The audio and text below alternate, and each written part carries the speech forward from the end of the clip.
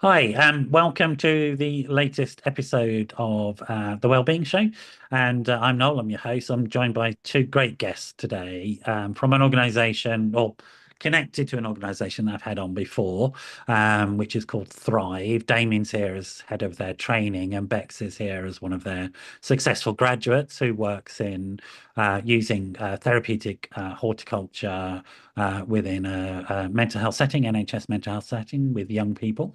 And so we're going to get a really interesting insight into this thing. And for those that don't know about therapeutic horticulture, well, I'm sure Damien will be able to tell us all about it because he's the training bod. So I'm sure he's got that down pat. My own personal experience of it is that, and I was saying to you just before the show, and my background was in inpatient work with long-term care hospitals, the sort that don't exist anymore, sort of thankfully.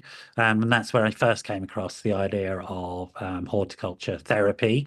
And I have a horticulture therapist who works for my own company and has done, extraordinary things. And I was very sort of glad to see that Thrive existed when I discovered you. And because it's about time it was formalized, all this training and all the evidence for it was brought together and we started using these things. Most people know how valuable nature is and how valuable gardening is. And if you don't, you're just about to learn. And if you're not involved in this, you're silly. You've got a really, really free form of therapy, which is called gardening. I don't know why you're not doing it, but there you go. So enough of me. Damien, do you want to sort of tell us about who you are and what you do? Yeah, sure. So it's a real pleasure to be on the show. I've been at Thrive for just over 15 years now. So I've really relished the opportunity to have a career at Thrive. And at Thrive, we do all sorts of different things. We have three gardens around the UK that support people with ill health and disability directly, with close to 300 people a week coming across those services. But we also try and promote the whole use of therapeutic horticulture and social and therapeutic horticulture in the UK. And I'm involved in providing all sorts of training days from entry level ones all the way up to our accredited diploma that Bex is a graduate. And we also do all sorts of interesting work where we support individual organizations. Some of these can be relatively small charities, community interest groups who are starting up, but also with larger partners as well, trying to make sure that we work in a way that develops the professional standards of what we see as an emerging profession. And so there's a team of five of us at Thrive in the training team who look after all of this work. And like I say, after 15 years, I feel really quite privileged to have been involved for so long, and to have watched it develop and grow as it definitely has over the last decade or so. Super. You're one of the seedlings that have taken root and grown into something solid yourself. So, Bex, tell us about you. What's your connection with all this? So I work for the NHS. I'm an occupational therapy assistant. I said at an adolescent mental health hospital. I did a couple of Thrive shorter trainings, and yeah, just got really interested in that way. And then I've just graduated from the diploma last year. Great. And So the work that you're doing is recognized within the hospital and the trust setting. They sort of value it. yeah, so I work for the occupational therapy department, and since graduating, I've managed to set up like a weekly session um, within the within our therapeutic timetable. So I'm using Super. it in that way. It's great. I mean, it's sort of great to see it. I guess for me, it's great to see it coming back because I think there were some things that were lost from the closure of those hospitals, and this is one of them. I think one of those treatments that isn't a treatment, that is a treatment when it's done properly, it is really helpful for people's sort of health and well-being. I'm always interested in how people sort of get into these areas. And Damien, where do you come from? Are you sort of, what's your background? Tell us a bit about yourself. Yeah, sure. So, I came into it after essentially working in mental health settings. So I worked in various different sort of medium and high secure forensic settings, predominantly Mhm. large institutions. So like you say, Noel, it's very true. As some of these larger institutions changed, quite rightly so, there were some valuable things that were going on in those settings that in some way got lost. And every single hospital I ever walked into had some form of therapeutic horticulture, usually under the guise of occupational therapy, because that's the professional sort of team who look after that sort of side of things in those sorts of settings. And obviously, they have great skills already because a good amount of it is about the occupation. And so I watched it and I watched individuals, I watched lots of patients essentially do better by going to the garden than talking to us as Yeah, they were supposed yeah, to. yeah. And there was clearly something valuable about the views, but also something valuable about the occupation of looking after a garden. Great. And so that's What was why I your, started when the what was chance your to work. background before mental health, Damien? How did I you get involved in that? I'm a psychologist by background, and so it's was my first career. I mean, I Right. did a little bit of retail work when I was a teenager, but other than that, I've worked in mental health settings, and then I've come and worked for Thrive. So Um, were the reasons why you're attracted to mental health? I know my routine was through the arts, actually, because I grew up in Birmingham and I grew up in a family where it was quite unstable, actually. And I found in the arts a lot of things that helped me personally a lot in terms of developing the social skills that I wasn't getting from being in a dysfunctional family, etc. And approval. I really enjoyed people clapping me when I was on stage. That was really nice. That's interesting. I still like that, I have to say. Where did you grow up? What was the sort of your background? I'm not sure that, as a teenager, I had any real strong desire to do Really? anything much than avoid work a little bit. And so, Very um, you normal know, teenager. Well, it's a common story, isn't Yeah. it? I Yeah. think sometimes, we're pushed a little bit too soon in life to try and make important choices. And so Yeah. luckily I had parents who just wanted me to be happy. And they were parents that gardened, they were parents that were interested in generally being good and kind to folk. And so it seemed like a reasonable pathway if I was going to take any, I guess. But instantly, I found working in mental health settings incredibly interesting.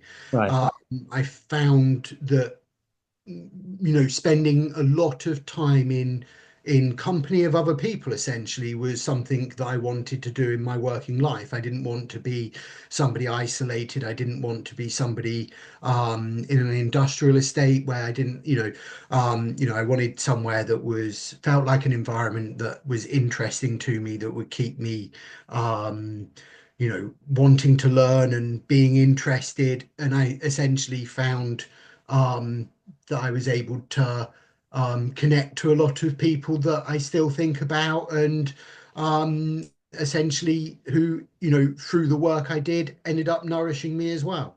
Yeah, great. I mean, it's interesting. And there is these days, I don't know, going thinking back to my training, which was a long time ago. I think we're sort of similar types of generations, Damien, I'm going to guess. Yes, yeah, I would I'm think. guessing we are. And when I trained, for example, I was then the only guy on my training course.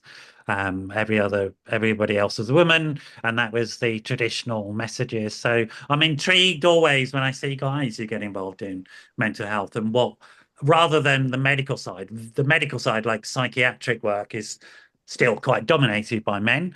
But the psychological therapies side of things isn't. The psychology side of things is still the gender balance is elsewhere. So was there a particular interest that you had that sort of spurred you on, or was it sort of just again just accidental, which it I often is? think to some extent it was a little bit more accidental to begin Right. with. I mean, I became more involved in the training side within those sorts of settings because obviously there's lots of mandatory training, lots of induction.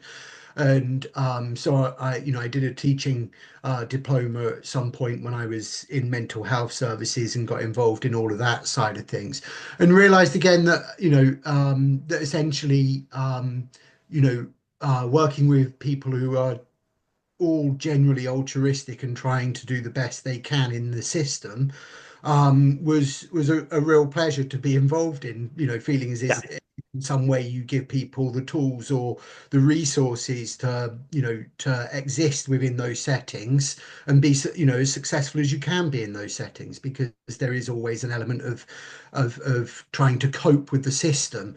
And I sort of appreciate, I sort of felt that I enjoyed supporting others. So the move to Thrive was one that I was able to take both from that sort of developing my educational side of things, my teaching side of things, but also because essentially I'd been, I learned to garden through my parents, and watching it in a therapeutic setting just made so much sense. And like I say, I started to feel that it was a more useful thing in many situations.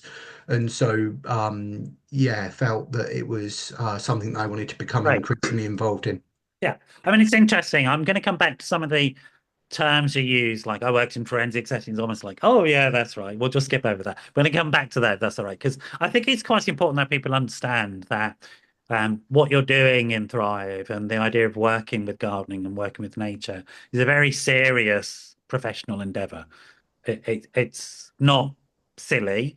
There's a lot of evidence for it, and the people involved in it are committed professionals who've often spent a long time in the field and have seen these things. And I think there's some interesting questions about the transfer of some of those things from institutions into the community. And it's been a bit of a lag, but it seems to be happening, which is nice to see. So I'm really happy to see that. But I want to come to Bex and then come back to you with some of those questions, if that's all right, Damien. Bex, what's your background? Where did you grow up then? Is it sort of Yeah, I mean, I sort of similar to Damien, was like, I'm not sure what to do as a teenager, and I was like, well, I like I like expressive arts and art, so right? I actually trained in design for theatre and film, so it's completely unrelated to what I do now, but I feel like there's transferable Yeah, sort of skills there from the creativity aspect of it. So that supports in sort of running groups where I am at the moment. right. Yeah, I worked backstage in various different theatres, toured the Did you? UK, Right. worked in the West End, and then sort of got as far as I wanted to go there. And then I had to think, and I retrained. So I retrained to work in mental health. It's Um, not unusual in theatre, actually. I mean, it's really that was my background in the arts. Was I was more on the acting, on the stage side of things, as you can probably guess from my personality right now. But then there was I had a sense in which I became more interested in people yeah, from yeah, that work, and then I began to run out of skills, because it was in the days when you did theatre and education, and we were looking at theatre in different venues and looking at how those skills were life skills, and retraining people who'd come out of institutional care with new skills and all that sort of stuff. And then I discovered that I didn't know what I was doing. That wasn't okay anymore. I'm not sure I do know what I'm doing, even though I'm qualified, but I think I make it up better than I used to. Do you know what I mean? So what attracted you, do you think, to mental health as it? I mean, it's sort of most, I can see the link immediately. I know it, I feel it, I've lived it. yeah. But tell us a bit, can you try and make that explicit so that people understand that link for you? I think for me, because working in theatre, you're constantly working with new people all Yeah, the time, and I've got quite a curious mind. I like to get to know people, and sort of, yeah, a bit of a people watcher as well. So it's kind of from that aspect, it just kind of, yeah, just became interested in people and what kind of makes people who they are, and yeah, from there it kind of. and why do you think the creativity helps? Apart from the practical stuff, you know, how to run groups and you can sort of make things up and improvise and all that sort of stuff. Yeah. What would you say is the link? Can you see a link between creativity and mental wellness, for example? Yeah, I mean, I feel like everyone should spend some time being creative in some form, Yeah. and that can obviously come in all different ways. But as Damien knows, I love a tangent, so I like to make links. We've yeah, he's spent many tutorials with me. Yeah, I like to I kind of link things together, and I feel like that kind of benefits me as well, Yeah. and kind of thinking about things from all different angles as well. Yeah, Yeah, yeah. so I feel like, And it's actively a skill we promote in people, isn't it? That shift from left to right brain to the yeah, creative links, the bigger picture, hovering above and seeing the yeah, broad and making those accidents that are really helpful in yeah, life. Also, and I wonder what both of you think about this. And this is my experience, I guess, personally and professionally, as somebody who's had struggles around psychological distress at various times in life, that creative approaches are sort of like the opposite of the illness, if you like. The illness is not creative at all. It's the sort of, when I'm depressed, there aren't many creative thoughts going on. I'm locking down, the sense of choice reduces inside my head, and the more I can do something that opens that up, the better it is for me. What would you say is the sort of links there for yourself? What have you experienced? yeah. I mean, I feel like being creative is like a form of connection. So Yeah. you're connecting to the moment, you're connecting to yourself and the emotions that might be coming up for you, or it's like a form of processing as well. I feel Yeah. it helps to process thoughts that you might not feel able to talk about at the time, but you can express them in another way. Yeah, absolutely. And I think we are built that way as human beings, as social animals. Yeah, We're built in that way. I think, my feeling is we have far too much belief in the power of our conscious mind as more than what it is, which is something that's quite useful, but a very small part of ourselves, to be honest, when it comes down to it.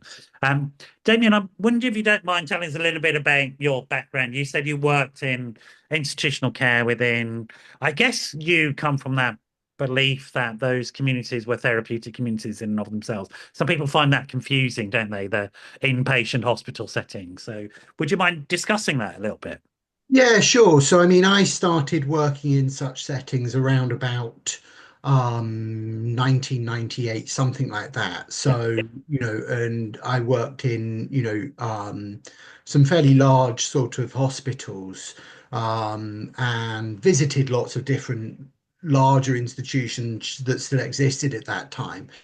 And they was, even in the 90s, they were still essentially overcoming some of the horrors of the 50s, 60s, and into the 70s.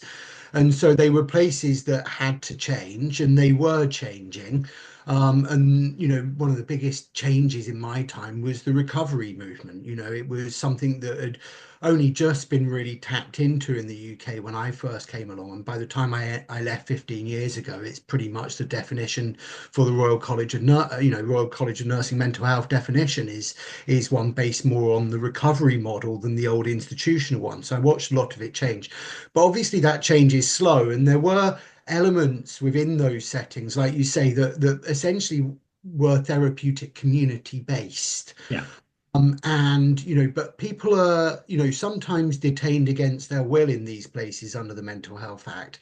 But sometimes actually, although people are legally detained, actually they're perfectly quite comfortable within that setting, because to some extent that setting, for particularly people who experience some of the worst approaches to mental health care, they acted to some extent as a sanctuary. Yeah.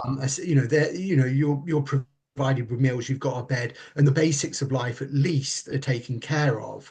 Now, obviously, that's notwithstanding the things that go wrong in those places and the things that people intentionally do wrong in those places as well. But there were elements, and a big element of it was that maybe occupation in those settings didn't feel so clinical, because it wasn't just being done by occupational therapy. And some of the normalization of occupation sometimes, I think, got lost over that Mm. transition. And within every hospital I ever worked in, there was some form of garden. And many of them originated as kitchen gardens, Yes, probably that's right. Yeah. for financial reasons in the Victorian period at places like Bethlem and things like this, in order to essentially feed the population, And and to sometimes more than that, sometimes to make money for the hospital. yeah, and I've sometimes worked in hospitals where the garden was selling yes, produce locally as well. So yes. So not necessarily always for altruistic purposes, but I think that you can probably find, and there has been little bits of investigation into the history of it. You can find that those places, you know, pretty much were always being used in some way by some people in a therapeutic way. It Yeah. was being thought of in that way. You can find it described in that way in the Victorian Pavilion Hospital movement, things like this. So when I was working in some of those larger institutions, forensic settings, you're working with people who essentially are unwell at a level where any sort of difficulty with the law that they've been tangled up in is essentially being described as because of mental ill health. Yeah. And so People should just be aware forensic means pertaining to the criminal justice system. yes, that's So right. that's how you get to know them, right? Yes. But but essentially, it's always, always important to sort of mention, isn't it, that, if you're experiencing mental health distress, if you're experiencing mental health distress at a level that it's being sort of described as ill health, then actually you're much more likely to be the victim of The crime. victim rather than perpetrator, without a doubt. I Course. mean, Yeah, we're talking about a very niche group of people that. yes, but they are a niche group of people. But without doubt, some of the only solace that you can provide to people who experience schizophrenia and things like this at a level that is almost resistant to any approach that to change it is you can garden. And people Yeah. can find respite in that space. People can find a new way of existing, a new identity for themselves.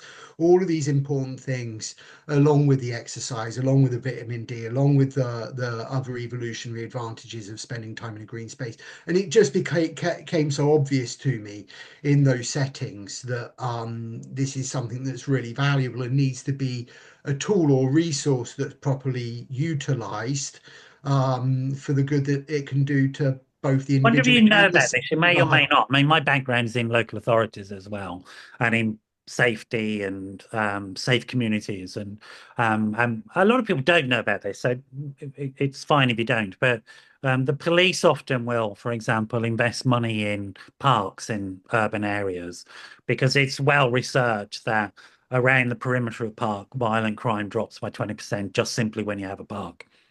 Yeah, Because absolutely. of that sense of connection it produces between people without the need for conscious thought. And this is the important thing. And I think one of the interesting things about looking at that translation from those heavy-ended institutions to now is that these approaches, particularly the therapeutic garden approaches, were working with people whose cognitive processes were damaged to the point where you weren't going to learn about this stuff. So something else had to be going on, right? Yeah. And something important and useful was going on. And I think there's that. What was that? What is that useful and important thing that's going on, do you think, other than, the very simplistic surface stuff of, oh, you're exercising and all this sort of stuff? We all know that that's important, but it's something more existential, I think, isn't it? Yes, it's essentially, I think, about identity and how you perceive yourself. And I think Right. connection with nature gives you an opportunity to see yourself in a much more positive light. I think that, there essentially is something quite special about nurturing other life. And that can be difficult for some people in a social situation, but it can be very easy to nurture other plant life or I other. think that nails it, Damien. It And I really think does, yeah. that, and it's that relationship that you develop with nature that is then supportive of a maintenance of wellness, because you're constantly thinking about looking after something. Yeah. And we're, like you said, we're social animals. We need to be looking after things because it's in our evolution to do so. And so that can be tricky with people sometimes, particularly when we're experiencing mental distress and things like this. But a plant is non-judgmental. If you That's do right. the right things, That's right. it will Yeah, grow. I've never met a tomato that has any prejudice yet. Yeah, it's Do you know what I beautiful. mean? That I've feedback. searched all my life, never found one. That's interesting, isn't it? Because one of the reasons why psychological distress, disability, etc., are difficult and challenging are these antisocial aspects to them. The isolation that comes because of either people's attitudes or because of access issues, or because, sometimes psychological distress looks frightening and looks confusing and people shy away from it. Um, Bex, I wonder from your perspective, thinking about it and like working with young people and, young people coming into some form of institutional care, they're in a tough place. If they're in an institution, it's not Yeah. an easy life they're having, is it? Do you know what I No. mean? So, tell us a bit of, without naming where you do, how you got involved in that, what that's all about, and why, as an occupational therapist, you think it's important to bring this stuff into your work. But important enough to invest time and money, your own time and money, in learning about it, to be honest. Yeah, I mean, it's sort of yeah, as I said, I've always been sort of spending time in nature myself and understanding the benefits of it. And I just feel like bringing that to the hospital is like it's another way of supporting people. That, like Damien said, there's no judgment. If you're up with other people, you could be quite vulnerable, but if you're engaging with nature, it's like you're getting benefit from it by passively enjoying it as well. Like, you don't need to be active in what you're doing. So from like an occupational therapy perspective, obviously engaging in meaningful activity and yeah, is incredibly beneficial. But you can do that through spending time in the garden as well. And Yeah. I feel that, I mean, there's a lot of research into being in hospital and being in that unnatural environment can have a negative effect on your mental health as well. So There's being a out whole in thing nature. called biophilic design, isn't there, about Yeah. making architecture more natural, if you like, and adding nature into it to get that sort of response. In terms of the young people that you, as a professional, how do they? I mean, I'm just trying to imagine a teenager being told they're going to do a bit of gardening. Like, what? Actually, I loved doing gardening when I was a kid. My stepdad taught me about. I told you the story about when I discovered the stalks that Brussels sprouts go on. And folks, if you've not seen Brussels sprouts in the wild, it will blow your mind. If you've only ever seen them in string bags at Christmas, go and have a look at a real Brussels sprout on its stalk. And I was like, I remember seeing that as a kid and just going, "What?" I mean, it's like comic. My eyes popped out, like that. So, what are the kids like? Are the young people? Sorry, that Yeah, I mean, you hop along. We're going to do some gardening. It really varies. So some people are up for it, some people not so much. Right. But sort of, I can just like, you don't have to engage if you don't want to. You just come out and spend time with us. So you're still getting that sort of social connection with people. And then after a while, they'll start to engage and they'll do stuff. And just it's seeing the awe and wonder in them as well when they're sort of learning around, like, oh, the seedling's growing and it's following the sun, and that kind of aspect of it is amazing to see.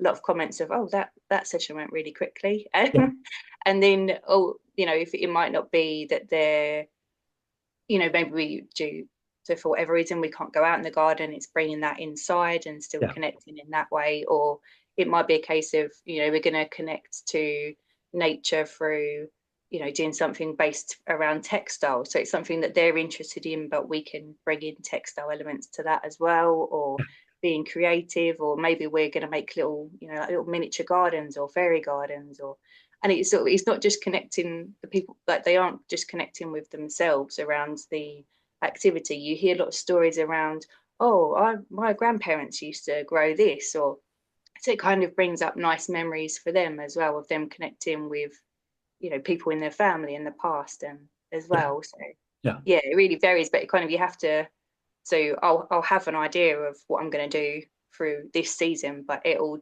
change, and I have to adapt based on their interests and what, risk, or there's a lot of different elements that you have to What do you think? What do you see happen in the young people who do engage? What sort of do you see happening?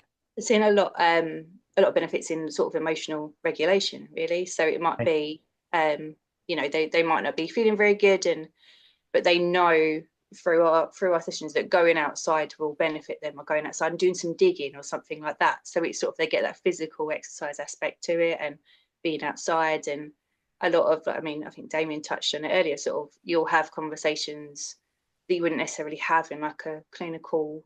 They feel more comfortable outside to kind of talk about how they're feeling, and while engaged in something and connecting, because obviously there's research into how it can lower your stress levels, like physiologically the benefits of nature are really positive. So I feel like that, and engaging in activities that help them regulate, they're then able to kind of speak a bit more around how they're feeling. So. And we should point out to people there is a ton of research around this.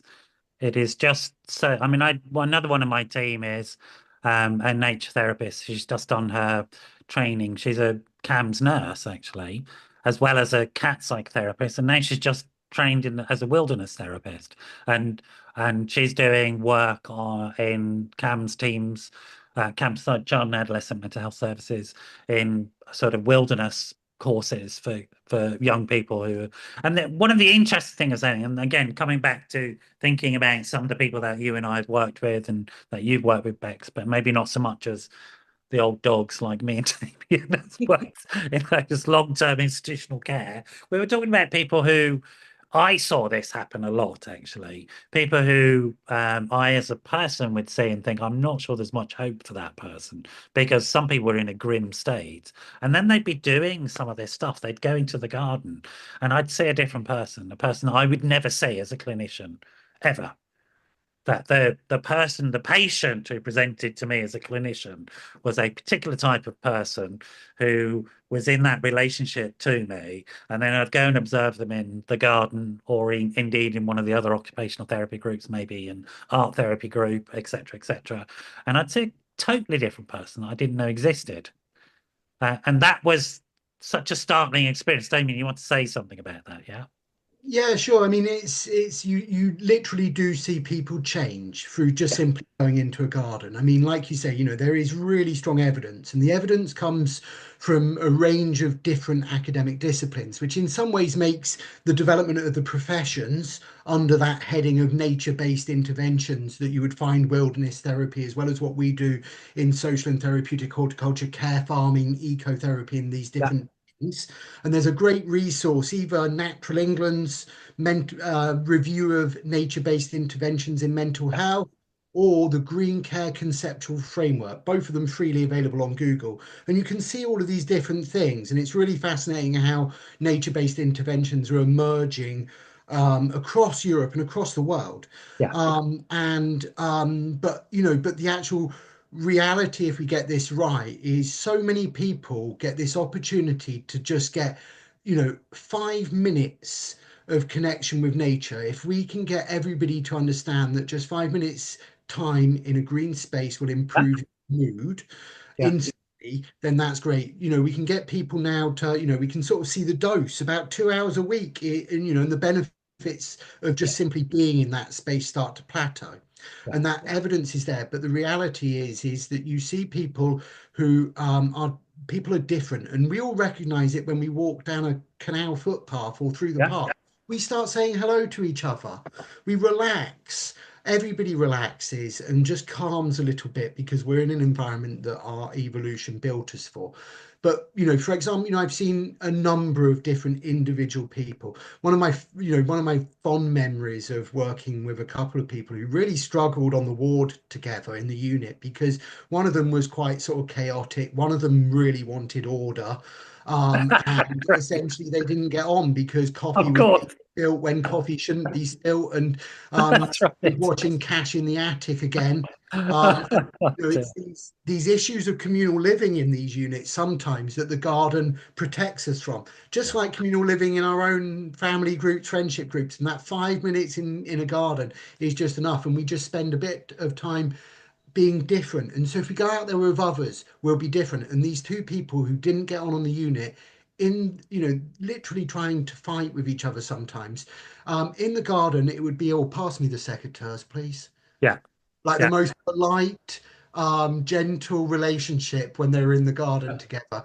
Back on the unit, and the issues of communal living would straight away become difficult for them. Others I've seen just simply through over a longer period of time, I've seen people literally recover enough for us to begin conversations with very, very difficult who weren't coming out of their rooms for weeks and weeks on end.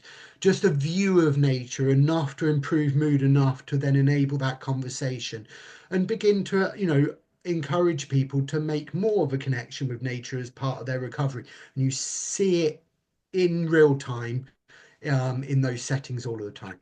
So can I ask you a question? It's maybe a more technical question for both of you, and really it's more impressionistic than anything.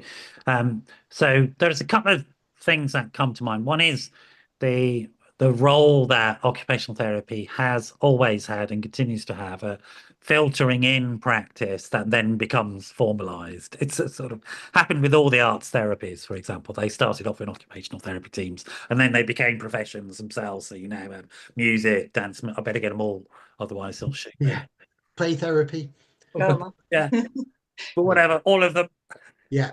I've covered them all. Sorry. Um, and a similar thing is happening now, it seems, possibly that this is coming in via various routes. There's an interesting question, I guess, for me as a clinician.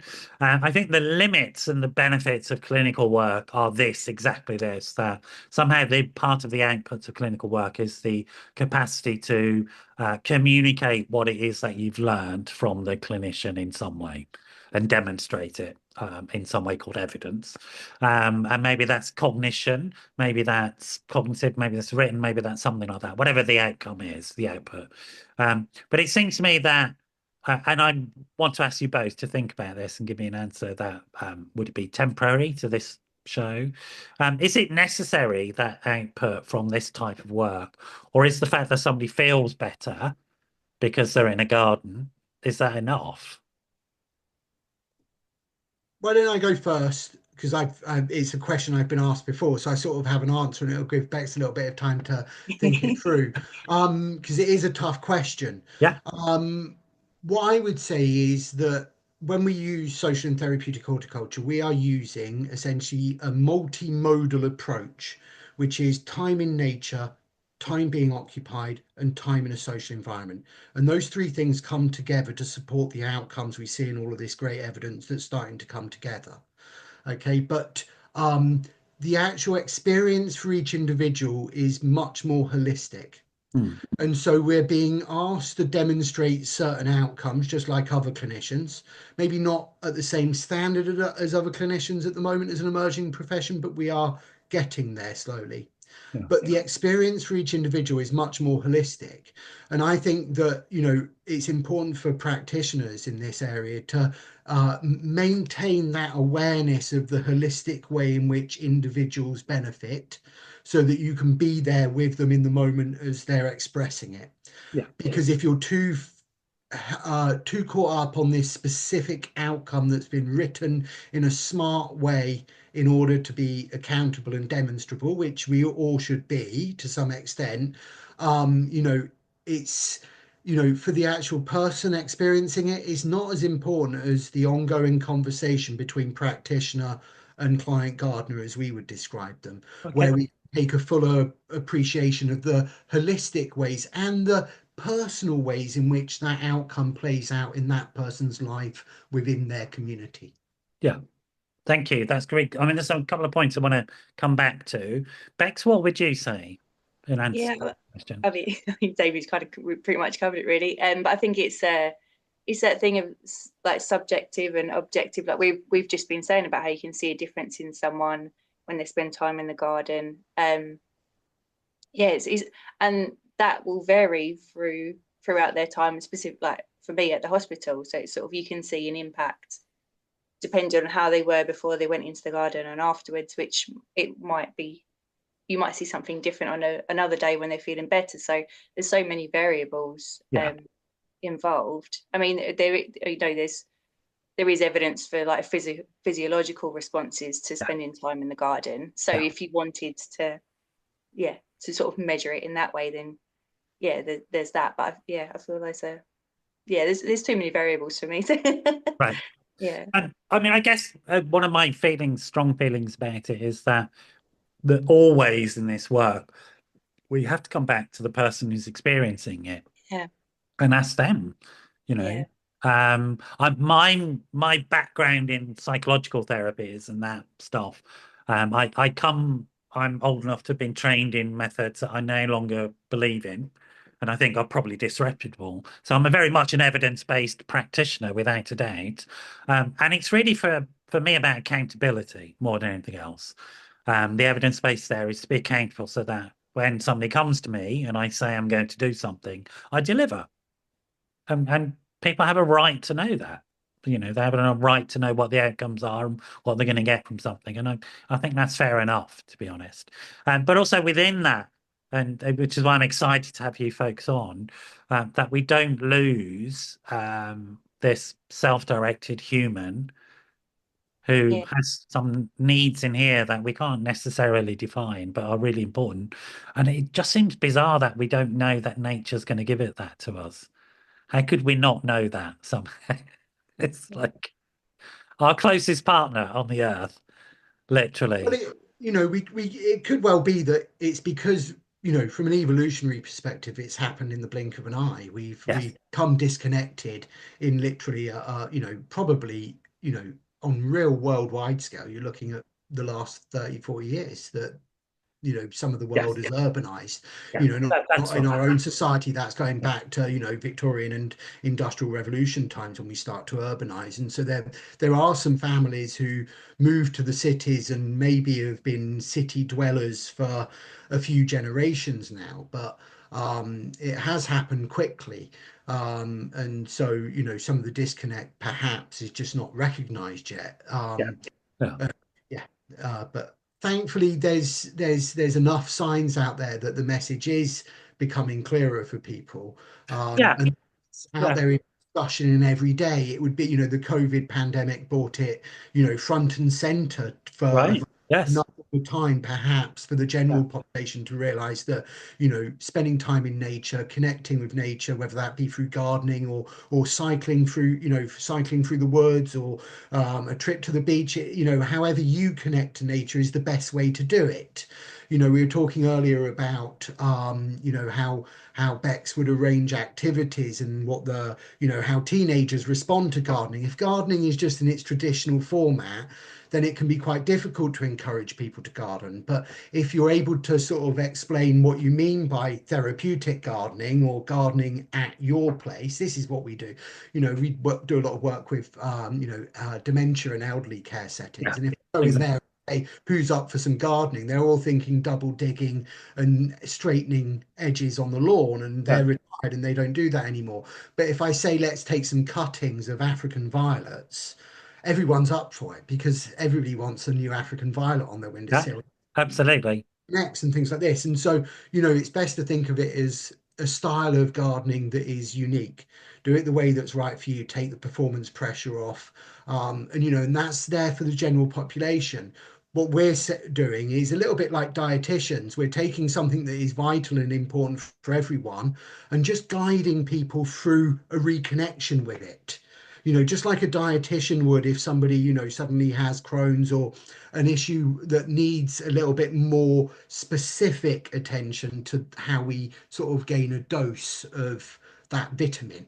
Yeah, so it's really interesting the way that, it's something that is there for everyone and not clinical.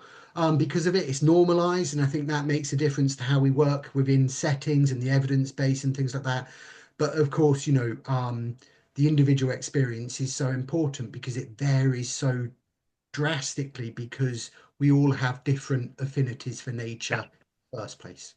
And also, I think, and we're going to finish on this, and I want you to tell us about Thrive and how people can get hold of you and the courses that you do and all that sort of stuff. But I'm interested as a person, as a clinician, in how we promote approaches to living that promote well-being, psychological well-being, physical well-being, etc. I don't really see the distinction between the two. And also treatment modalities that are also, as well as treatment, they provide prevention, because prevention is so much better than cure all the time. And I don't need to tell you to this, but we spend far too much on treating things that are perfectly avoidable. We have to shift that balance. We really do. And that's in lifestyle medicine, really. I think that's where it's at. And I would see that as part of this movement. So tell me about what Thrive sort of generally offers, how people can get hold of you, the sort of client base that you have, because you've mentioned sort of some gardens that you have, which could be, how do people get involved? Who are the commissioners? Who are the people that you get referrals from, etc., etc.? Sure. So Thrive have sort of three different services that we provide, if you like, charitable services. One is that we have three gardens around the UK: Reading, London, and Birmingham. Yeah. And in those settings, people are referred from either local authority care or from healthcare.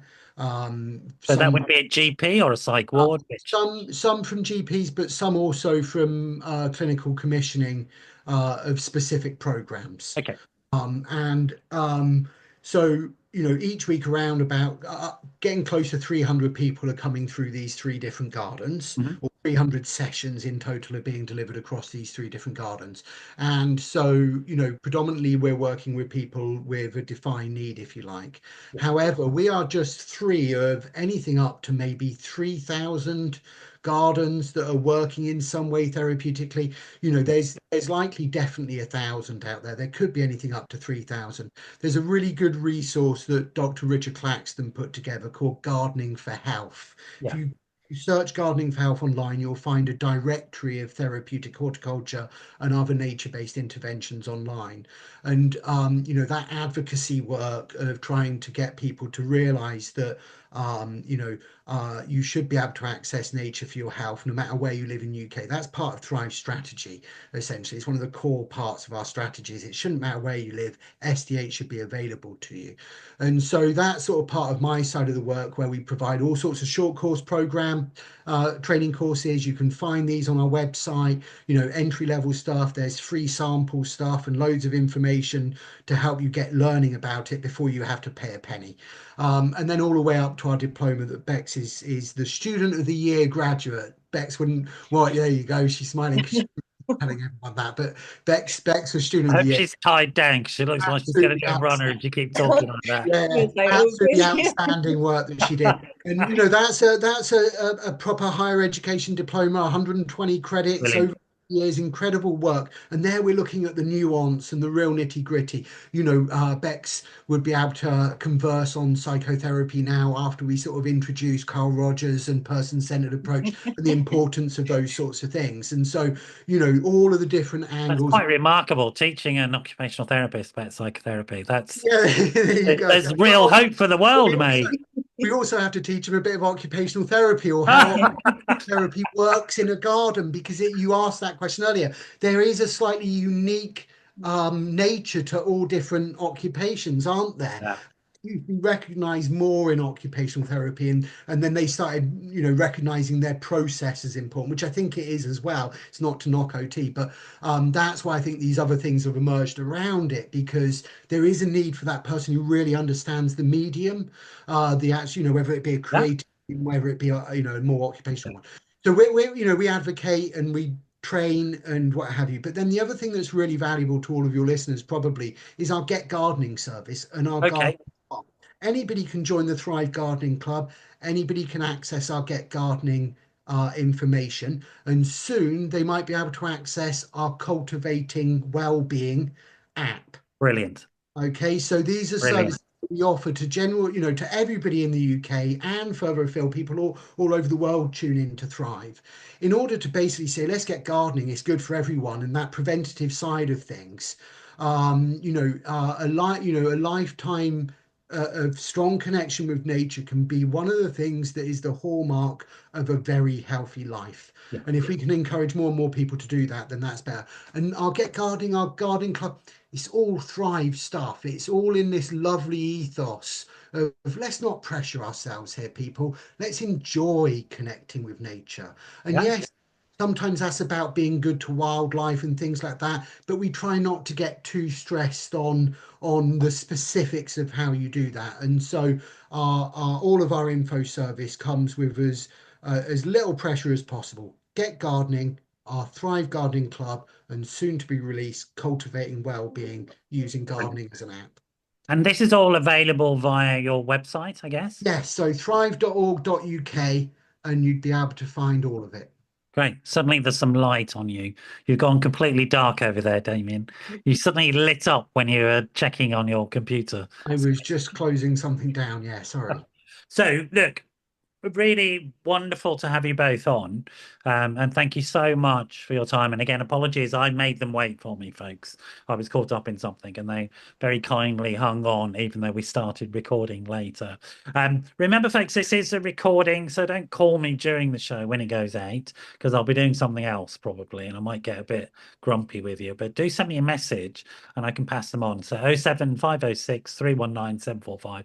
WhatsApp is probably best. I'm happy to pass them on to Damien Bex. Thanks to both of you for coming on. It's a subject that's very close to my heart. This idea of encouraging people in what are, I think, naturally healthy endeavors, really. And I've spent many years learning how not to kill plants. And I have to, I'm very proud of myself when I manage not to. It's sort of like there's a whole category of plants called "We Can't Be Killed by Noel." So but you can go and see us at your local horticulture centre. So really lovely to have you on. I wish you all lovely evening for the rest of your evening, and thanks everybody for tuning in. You stay there for now, folks. Hope you enjoyed this. Do check out Thrive's website. It's an amazing service. It really is extraordinary, and get your fingers green, folks. It's great for everybody, including yourself. So see you all next week, and thanks for watching.